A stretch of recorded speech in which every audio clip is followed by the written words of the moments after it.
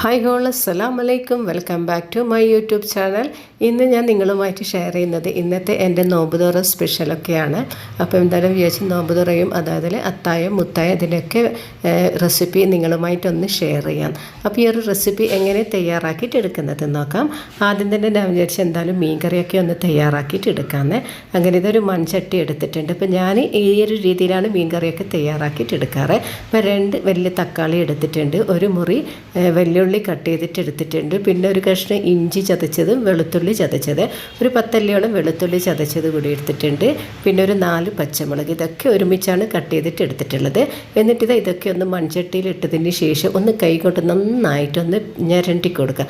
നല്ല രീതിയിൽ തന്നെ ഇതിനൊന്ന് ഞരണ്ടി എടുക്കണം. ഈ ഒരു മസാലകളൊക്കെ ഒന്ന് നന്നായിട്ട് ഉടഞ്ഞു കിട്ടുന്നത് വരെ ഒന്ന് കൈ കൊണ്ട് തന്നെ ഈ ഒരു രീതിയിൽ തന്നെ ചെയ്തെടുക്കാം. ഓരോരുത്തരും ഓരോ രീതിയിലാണല്ലോ കറികളൊക്കെ തയ്യാറാക്കിയിട്ട് എടുക്കാറുള്ളത് അല്ലേ. ഞാൻ കൂടുതലും ചെയ്തെടുക്കുന്നത് ഈ ഒരു രീതിയിലാണ്. പിന്നെ എണ്ണയിൽ മസാലകളൊക്കെ വഴറ്റിയെടുത്തിട്ടും ചെയ്യാറുണ്ട്, പക്ഷേ കൂടുതലും ടേസ്റ്റായിട്ട് തോന്നുന്നത് ഈ ഒരു രീതിയിൽ ചെയ്തെടുത്ത് കഴിഞ്ഞാലാണ്. അപ്പോൾ ഞാൻ നേരത്തെ തന്നെ പുളിയൊക്കെ തയ്യാറാക്കിയിട്ട് എടുത്തിട്ടുണ്ടായിരുന്നു. ആ പുളിവെള്ളം ഇതിലേക്കൊന്ന് ഒഴിച്ച് കൊടുത്തിട്ടുണ്ട്. അതിനുശേഷം ഇത് തെരണ്ടി, അതായത് പച്ചത്തിരണ്ടി നന്നായിട്ട് കഴുകിയെടുത്തതാണ്. പച്ചത്തിരണ്ടി കഴുകിയെടുക്കുമ്പോൾ അതിലേക്ക് മഞ്ഞൾപ്പൊടി ഉപ്പും ചേർത്തിട്ട് നന്നായിട്ട് കഴുകിയെടുത്ത് ക്ലീൻ ചെയ്ത് വെച്ചിട്ടുള്ളതാണ്. അതുകൂടി ഇതിലേക്ക് ചേർത്ത് കൊടുത്ത് ഒന്ന് നന്നായിട്ട് ഇതിനൊന്ന് മിക്സ് ചെയ്ത് കൊടുക്കാം. ഇതിലേക്ക് ഞാൻ കുറച്ചുകൂടി വെള്ളം ഒഴിച്ച് കൊടുക്കുന്നുണ്ട്, ഒരുപാട് വെള്ളം ഒഴിച്ച് കൊടുക്കരുതേ. പിന്നെ ഞങ്ങളുടെ കറി വല്ലാണ്ട് അങ്ങ് ലൂസായിപ്പോവും. കുറച്ചൊരു തിക്കിൽ തന്നെയാണ് ഈ ഒരു കറി തയ്യാറാക്കിയിട്ട് എടുക്കുന്നത്, നല്ലൊരു കട്ടിക്ക് തന്നെ. ഇനി ഇതിലേക്കുള്ള മസാലപ്പൊടികളൊക്കെ ഒന്ന് ചേർത്ത് കൊടുക്കുന്നുണ്ട്. ഞാനിപ്പോൾ ഇതിലേക്ക് ഒരു 2.5 ടീസ്പൂൺ കാശ്മീരി മുളക് പൊടിയാണ് ചേർത്ത് കൊടുത്തിട്ടുള്ളത്. പിന്നെ ഇതിലേക്ക് ഒരു 1/4 ടീസ്പൂൺ അളവിൽ മഞ്ഞൾപ്പൊടി കൂടി ചേർത്ത് കൊടുക്കാം. ആവശ്യത്തിനുള്ള ഉപ്പ് കൂടി ഇതിലേക്ക് ചേർത്ത് കൊടുക്കാം. കടൽ മത്സ്യം ആയതുകൊണ്ട് തന്നെ ഇതിൽ കല്ലുപ്പ് ചേർത്തുന്നതാണ് ഏറ്റവും നല്ലത് കേട്ടോ. കൂടുതലും ടേസ്റ്റായിട്ട് തോന്നുന്നത് കല്ലുപ്പ് ചേർത്ത് കഴിഞ്ഞാലാണ്. പിന്നെ ഇതിലേക്ക് ആവശ്യമായിട്ടുള്ള കറിവേപ്പില കൂടി ചേർത്തതിന് ശേഷം ഒന്ന് നന്നായിട്ട് ഇതിനൊന്ന് മിക്സ് ചെയ്തിട്ട് യോജിപ്പിച്ചെടുക്കാം. ഇനി ഞാനിതിനൊന്ന് അടുപ്പിൽ വെച്ച് ഒന്ന് വേവിച്ചെടുക്കുകയാണ് ചെയ്യുന്നത്. അപ്പോൾ ഇത് എല്ലാം ഒരുമിച്ച് തന്നെയാണ് കുക്ക് ചെയ്തിട്ട് എടുക്കുന്നത്. പിന്നെ സെപ്പറേറ്റ് ആയിട്ട് ഒന്നൊന്നും ചെയ്യേണ്ട ആവശ്യമില്ലല്ലോ. ഇനി ഇതിനൊന്ന് അടച്ച് വെച്ച് കൊടുത്തിട്ടുണ്ട്. ഇതൊക്കെ നല്ല രീതിയിൽ തന്നെ കുറുകി വരട്ടെ. അപ്പോൾ ഫ്രിഡ്ജിൽ 2-3 കഷ്ണം ആഗോലി ഉണ്ടായിരുന്നു. അപ്പോൾ അതുകൂടി ഒന്ന് കറി വെച്ച് തയ്യാറാക്കിയിട്ട് വെക്കാമെന്ന് വിചാരിച്ചു. അതേ ഞാൻ പച്ചത്തരണ്ടിൻ്റെ കറി തയ്യാറാക്കിയിട്ടില്ല, ആ ഒരു രീതിയിൽ തന്നെയാണ് ചെയ്തെടുക്കുന്നത്. മസാലകളൊക്കെ മുറിച്ച് പുളിയും വെള്ളം ഒഴിച്ചിട്ടതിന് ശേഷം ഇതിലേക്ക് കട്ട് ചെയ്തിട്ട് വെച്ച് ക്ലീൻ ചെയ്ത് വെച്ചിട്ടുള്ള ആഗോലി ഇട്ട് ഇതിലേക്ക് ആവശ്യത്തിനുള്ള ഉപ്പ് കൂടി ചേർത്ത് കുറച്ച് വെള്ളം കൂടി ഒഴിച്ച് കൊടുത്തതിന് ശേഷം ഇതും അടുപ്പിൽ വെച്ച് ഒന്ന് കുക്ക് ചെയ്തിട്ടെടുക്കുക. അപ്പോൾ ഞാൻ നല്ല രീതിയിൽ, അതായത് നല്ല കുറുകിയ ചാറോട് കൂടിയിട്ടുള്ള കറിയാണ് എപ്പോഴും തയ്യാറാക്കിയിട്ട് എടുക്കാറ്. നല്ല ലൂസിലാകുമ്പോൾ അത്ര ടേസ്റ്റായിട്ട് തോന്നില്ല, കുറുകിയിട്ടുള്ള കറിയാണ് ാകുമ്പോൾ നല്ല ടേസ്റ്റ് തന്നെയാണ് അല്ലേ. അപ്പോൾ ഈ ഒരു പച്ചത്തരണ്ടിയുടെ ഒരു കറി നല്ല രീതിയിൽ തന്നെ തിളച്ച് വന്നിട്ടുണ്ട്. അതുപോലെ തന്നെ പച്ചത്തരണ്ടി നന്നായിട്ട് കുക്കായി കിട്ടിയിട്ടുണ്ട്. ആദ്യം തന്നെ മസാലകളൊക്കെ എണ്ണയിൽ വഴറ്റിയെടുത്തിട്ട് അതേ രീതിയിലും ചെയ്യുക, ഇതേ രീതിയിലും ചെയ്തെടുക്കുക. പക്ഷേ ഇത് നന്നായിട്ട് കുറുകി കഴിഞ്ഞ് കഴിഞ്ഞാൽ നല്ലൊരു ടേസ്റ്റ് തന്നെയാണ് ഈ ഒരു കറിക്ക് ഉണ്ടാവാൻ. അപ്പോൾ 2 കറിയും നല്ല രീതിയിൽ തന്നെ തിളച്ച് വന്നിട്ടുണ്ട്. 2 നന്നായിട്ട് തന്നെ കുക്കായി കിട്ടിയിട്ടുണ്ട്. മീനൊക്കെ നല്ല രീതിയിൽ തന്നെ കുക്കായിട്ടുണ്ട്. അപ്പോൾ ഞാൻ ചെറുതായിട്ടൊന്ന് ഇതിനൊന്ന് ഇളക്കി യോജിപ്പിച്ച് കൊടുക്കുന്നുണ്ട്. അപ്പോൾ ഈ ഒരു സമയത്തായതുകൊണ്ട് തന്നെ, അതായത് റംസാൻ ആയതുകൊണ്ട് തന്നെ ഉപ്പൊന്നും നോക്കാൻ പറ്റില്ലല്ലോ, എന്നാലും പാകത്തിനുള്ള ഉപ്പ് തന്നെയാണ് ഇട്ട് കൊടുത്തിട്ടുള്ളത്. ഇനി ഇത് അടുപ്പിൽ ഒരു കടായി വെച്ച് കൊടുത്തിട്ടുണ്ട്. അതിലേക്ക് ഈ ഒരു 2 കറിക്ക് ആവശ്യമായിട്ടുള്ള വെളിച്ചെണ്ണയാണ് വെച്ച് കൊടുത്തിട്ടുള്ളത്. അതുപോലെ തന്നെ 1.5 ടീസ്പൂണോളം. അപ്പോൾ ഈ ഒരു 2 മീൻകറി ഒന്ന് താളിച്ചെടുക്കേണ്ടത്. അപ്പോൾ ഞാനതിന് വേണ്ടിയിട്ട് വെളിച്ചെണ്ണയൊക്കെ ഒഴിച്ച് കൊടുത്തിട്ടുണ്ട്.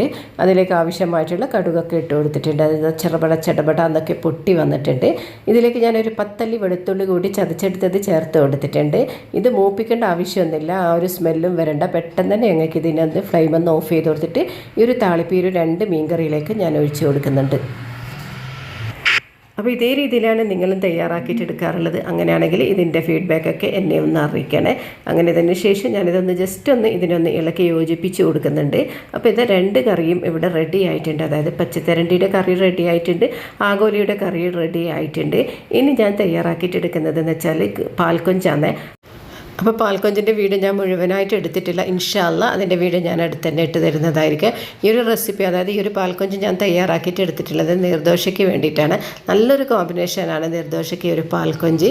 അതുപോലെ തന്നെ നെയ്ച്ചോറ് ഒറോട്ടിക്കൊക്കെ നല്ലൊരു കോമ്പിനേഷൻ തന്നെയാണ് ഈ ഒരു പാൽക്കൊഞ്ച്. ഇൻഷാ അല്ലാഹ് അതിൻ്റെ വീഡിയോ ഞാൻ അടുത്ത് തന്നെ ഇട്ട് തരുന്നതായിരിക്കും. പിന്നെ ഈ റംസാന് നല്ലൊരു ഹെൽത്തി ആയിട്ടുള്ള കടലൊക്കെ പുഴുങ്ങിയതിൻ്റെ റെസിപ്പിയാണ് നിങ്ങളുമായിട്ട് ഇന്ന് ഷെയർ ചെയ്യാമെന്ന് വിചാരിച്ചിട്ടുള്ളത്. അപ്പോൾ ഈ ഒരു വീഡിയോ ഒരുപാട് ലെങ്ത് ആയപ്പോൾ ഇതുകൊണ്ട് തന്നെ നിങ്ങൾ മുഴുവനായിട്ട് ഒന്ന് കാണണേ. സ്കിപ്പ് ചെയ്യാതെ തന്നെ മുഴുവനും കണ്ടു കഴിഞ്ഞാൽ തന്നെ ഈ ഒരു റെസിപ്പി നിങ്ങൾക്ക് എല്ലാവർക്കും മനസ്സിലാക്കി എടുക്കാൻ പറ്റും. അപ്പോൾ ഞാൻ കടലൊക്കെ അത്താഴത്തിന് എണീറ്റപ്പോൾ കുതിർത്തെടുത്തതാണ്. അപ്പോൾ നന്നായിട്ട് കുതിർന്ന് വന്നിട്ടുണ്ട്. ഒരു 3-4 തവണയായിട്ട് കഴുകിയതിന് ശേഷം ഒരു പ്രഷർ കുക്കറിലേക്കൊന്ന് ഇട്ട് കൊടുത്തിട്ടുണ്ട്. റംസാനിന് എണ്ണയിലുള്ളത് മാത്രം നോമ്പ് തുറന്നെടുത്തതിന് നമുക്ക് ഹെൽത്തി ആയിട്ടുള്ള എന്തെങ്കിലും ഒന്നും വേണ്ട. അപ്പോൾ അതിനാണ് ഞാൻ എപ്പോഴും കടലൊക്കെ പുഴുങ്ങിയിട്ടെടുക്കുന്നത് കേട്ടോ. ഇതിലേക്ക് ഇത് ആവശ്യത്തിനുള്ള ഉപ്പ് കൂടി ചേർത്ത് കൊടുത്തിട്ട് കടലൊക്കെ വേവാൻ ആവശ്യമായിട്ടുള്ള വെള്ളം കൂടി ഇതിലേക്ക് ഒഴിച്ചു കൊടുക്കാം. മറ്റൊരു മസാലപ്പൊടികളും ചേർക്കാതെ തന്നെയാണ്. അപ്പോൾ ഇതൊരു 5 വിസിൽ വരെയാണ് വേവിച്ചെടുക്കേണ്ടത്. ഇനി ഇതിനൊന്ന് അടുപ്പിൽ വെച്ച് ഒന്ന് വേവിച്ചെടുത്തിട്ട് വരാം. അപ്പോൾ ഞാൻ നോമ്പ് തുറക്കുമ്പോൾ എന്നും എൻ്റെ വീട്ടിലുണ്ടാവുന്നതാണ് ഈ ഒരു കടലൊക്കെ പുഴുങ്ങിയത്. എല്ലാവർക്കും ഒരുപാട് ഇഷ്ടമാണ് ഈ ഒരു കടലൊക്കെ പുഴുങ്ങിയിട്ടുള്ളത്. അപ്പോൾ അത് നന്നായിട്ട് വെന്തതിന് ശേഷം അതിനുള്ള വെള്ളമൊക്കെ ഒന്ന് ഒപ്പിയെടുത്തതിന് ശേഷം ഞാനിപ്പോൾ ഒരു ബൗളിലേക്ക് ഇട്ട് കൊടുത്തിട്ടുണ്ട്. അപ്പോൾ അതിൽ മുകളിലായിട്ട് കുറച്ച് സവാള കൊത്തിയരിഞ്ഞതും അതുപോലെ തന്നെ അല്പം പഴുപ്പ് കുറഞ്ഞ തക്കാളി കൊത്തിയരിഞ്ഞത് കൂടി ഇതിലേക്ക് ചേർത്ത് കൊടുക്കുക. പിന്നെ ചെറിയ ചെറിയ പീസായിട്ട് കട്ട് ചെയ്തിട്ടുള്ള മല്ലിയില അതുകൂടി ഇതിലേക്കൊന്ന് ചേർത്ത് കൊടുക്കുന്നുണ്ട്. അതിലേക്ക് ഇതിൻ്റെ മുകളിലായിട്ട് 2 പച്ചമുളക് അത് നല്ല നൈസായിട്ട് അരിഞ്ഞെടുക്കണേ, അതുകൂടി ഇതിലേക്ക് ചേർത്ത് കൊടുക്കുക. പിന്നെ ഞാൻ ഈ ഒരു കടലക്കൊക്കെ ആവശ്യമായിട്ട് 4 മുട്ടയാണ് നേരത്തെ തന്നെ പുഴുങ്ങി എടുത്തിട്ടുള്ളത്.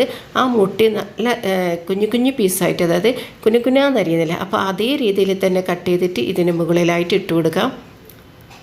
നല്ലൊരു ഹെൽത്തി ആയിട്ടുള്ളൊരു റെസിപ്പിയാണ് ഈ ഒരു കടലൊക്കെ പുഴുങ്ങിയിട്ടുള്ളത്. അപ്പോൾ ഇതിന് മുകളിലായിട്ട് ഞാൻ കുറച്ചുകൂടി മല്ലിയില കൂടി ചേർത്ത് കൊടുത്തിട്ടുണ്ട്.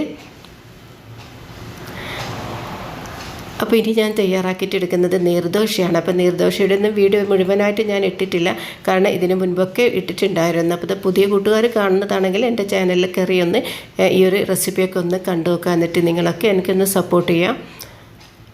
അപ്പോൾ ഇവിടെ നീർദോശയും ഇവിടെ റെഡിയായി കിട്ടിയിട്ടുണ്ട്.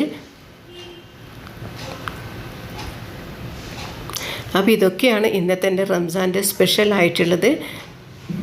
ഇത് നോമ്പ് തുറൻ്റെതും മുത്താഴത്തിൻ്റെയും അത്താഴത്തിൻ്റെയും ഒക്കെയാണ് ഈ ഒരു റെസിപ്പികളൊക്കെ. ഞങ്ങളൊക്കെ ഒരുമിച്ച് തന്നെ ചെയ്തെടുത്ത് കഴിഞ്ഞാൽ നോമ്പ് തുറന്ന് കഴിഞ്ഞാൽ പിന്നെ കിച്ചണിലേക്ക് ഇറങ്ങില്ല. പിന്നെ ഞങ്ങളുടെ തറാവി നമസ്കാരമൊക്കെ കഴിഞ്ഞതിന് ശേഷം എല്ലാവരും വന്നതിന് ശേഷം വീണ്ടും ഭക്ഷണം കഴിക്കുകയാണ് ചെയ്യാറുള്ളത്. പിന്നെ അത്താഴത്തിനുള്ളത് പിന്നെ ഞാൻ എൻ്റെ ചായൻ്റെ കടിയായിട്ട് തയ്യാറാക്കിയിട്ടെടുക്കുന്നത് എന്ന് വെച്ചാൽ സമൂസയാണ്. അപ്പോൾ അതിൻ്റെ വീഡിയോ ഞാൻ മുഴുവനായിട്ടും ഇട്ടിട്ടില്ല, കാരണം എന്ന് വെച്ചാൽ ഇതിന് മുൻപ് ഞാൻ ഈ ഒരു കുഞ്ഞ് സമൂസയുടെ വീഡിയോ ഒക്കെ ഇട്ടിട്ടുണ്ടായിരുന്നു. അതൊക്കെ കാണാത്തവരാണെങ്കിൽ ഒന്ന് എൻ്റെ ചാനലിൽ പോയി കാണണേ. അപ്പോൾ ഈ ഒരു കുഞ്ഞ് സമൂസയും ഇവിടെ റെഡി ആക്കിയിട്ടെടുക്കുന്നുണ്ട്. കാരണം ഇത് കണ്ണൂർ സ്പെഷ്യലായിട്ടുള്ള ഈ ഒരു കുഞ്ഞ് സമൂസ നല്ലൊരു ടേസ്റ്റ് തന്നെയാണ് ഉണ്ടാവാൻ. അപ്പോൾ കണ്ണൂർ സ്പെഷ്യലായിട്ടുള്ള കുഞ്ഞൻ സമൂസ നിങ്ങൾക്ക് തയ്യാറാക്കിയിട്ട് എടുക്കണമെന്നുണ്ടെങ്കിൽ എൻ്റെ ചാനൽ കയറിയിട്ട് ഒന്ന് കണ്ടു കഴിഞ്ഞാലും മതി. നല്ല അടിപൊളിയായിട്ടുള്ള വെറൈറ്റി ആയിട്ടുള്ള സമൂസ ഞങ്ങൾക്ക് തയ്യാറാക്കിയിട്ട് എടുക്കാൻ പറ്റും. കടയിൽ പോയിട്ട് ഷീറ്റൊന്നും വാങ്ങിക്കേണ്ട ആവശ്യമില്ല.